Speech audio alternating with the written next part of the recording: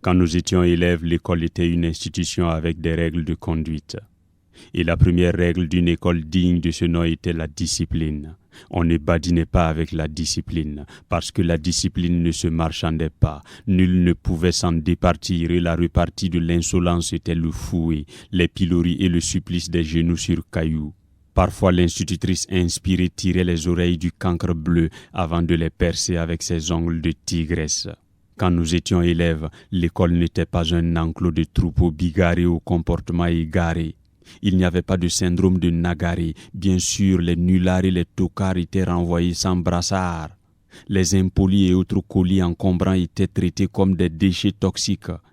Ils étaient vite éjectés du système, comme on éjecte le pus de la gangrène, comme on éjecte le ver du fruit. Quand j'étais élève, le maître était craint parce qu'il avait du cran et de l'autorité. On ne regardait pas un maître dans les yeux. On ne ripostait pas au coup du maître, aussi cruel fût-il, parce que l'apprentissage passait par la douleur, et la douleur ne faisait pas mal aux droits de l'homme. Elle était la sanction de l'échec.